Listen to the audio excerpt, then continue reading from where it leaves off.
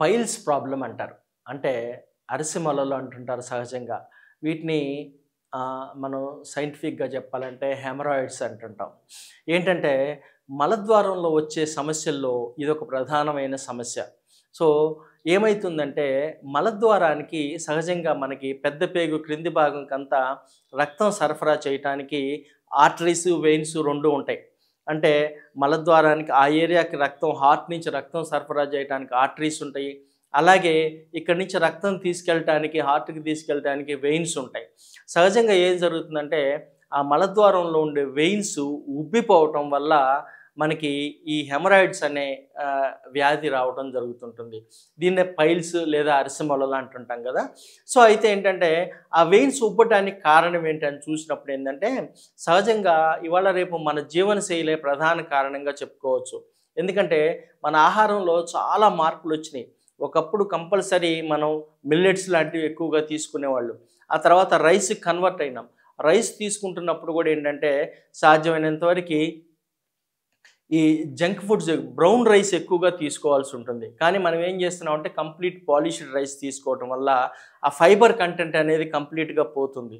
దాంతో పాటు ఏంటంటే జంక్ ఫుడ్స్ ఎక్కువగా తీసుకోవటం వల్ల కూడా, అలాగే ఈ ఆల్కహాల్ తీసుకోవటం వల్ల గానీ, అలాగే స్మోకింగ్ హ్యాబిట్స్ వల్ల గానీ, అలాగే చూసుకున్నట్టయితే ఏందంటే ఎక్కువగా వాటర్ తక్కువగా తీసుకోవటం. ఇది చాలా మేజర్ ప్రాబ్లమ్ అని చెప్పాలి.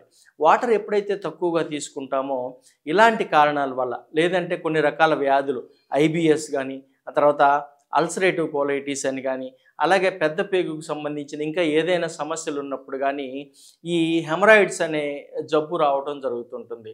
సో, ఏం జరుగుతుందంటే ఆ వెయిన్స్ ఉబ్బిపోతాయి. ఆ ఉబ్బిపోయినప్పుడు ఏమైతుందంటే అది 3 స్టేజెస్‌లో ఉంటుంది. ఫస్ట్ గ్రేడ్ అంటాం, సెకండ్ గ్రేడ్, థర్డ్ గ్రేడ్ అంటారు.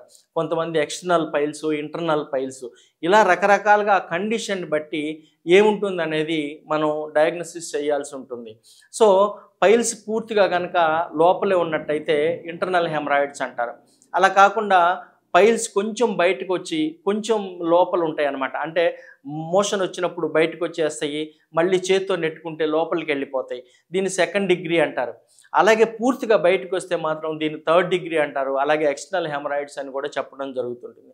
ఇలా రకరకాలుగా రావటం జరుగుతుంటుందనమాట. సో, ఈ హెమరాయిడ్స్ వచ్చినప్పుడు మనకు లక్షణాలు ఏముంటాయంటే మలద్వారంలో దురద రావటం గానీ, మంట రావటం గానీ, నొప్పి రావటం గానీ, బ్లీడింగ్ వస్తుంటుంది. అంటే పైల్స్‌లో bleeding haemorrhoids, non bleeding haemorrhoids అని ఉంటాయి. అవి కొంత సైజు ఉన్నంత వరకి బ్లీడింగ్ ఉండదు. ఆ తర్వాత పగిలి మలబద్ధకం గనక రెగ్యులర్‌గా ఉన్నప్పుడైతే ఆ ప్రెషర్‌కి ఉబ్బిపోయిన వెయిన్స్ ఏదైతే ఉన్నాయో వాటి ఎడ్జెస్ చిట్లిపోతాయి. దాంతో పాటు బ్లీడింగ్ అవ్వటం జరుగుతుంటుంది. సో, ఇలా రక్తం పడటం కూడా జరుగుతుంటుందనమాట.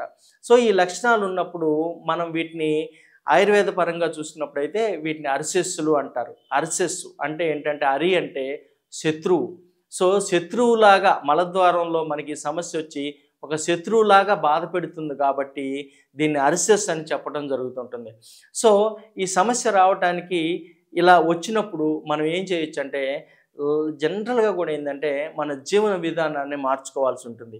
రోజు మొత్తం మీద ఒక 4-5 లీటర్స్ వాటర్ తీసుకోవటం గానీ, అలాగే మజ్జిగ రెగ్యులర్‌గా తాగాలి.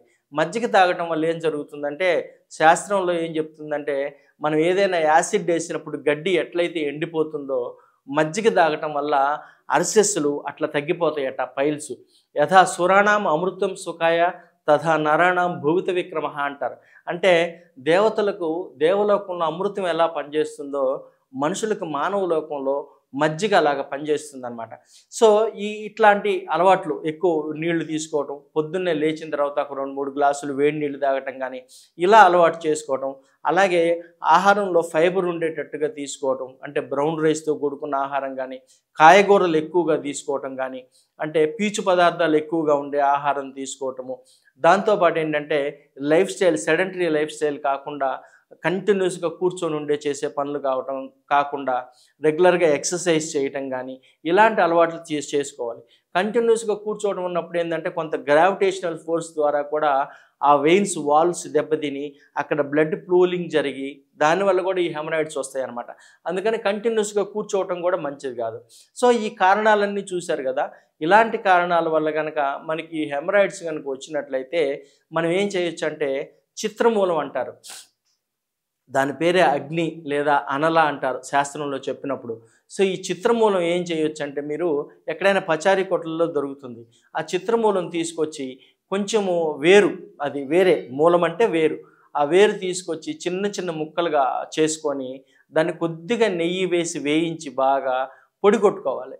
పొడి కొట్టుకొని ఆ పొడిని మనం ఏం చేయొచ్చు అంటే రాత్రిపూట పాలల్లో వేసి ఉడకబెట్టాలి బాగా.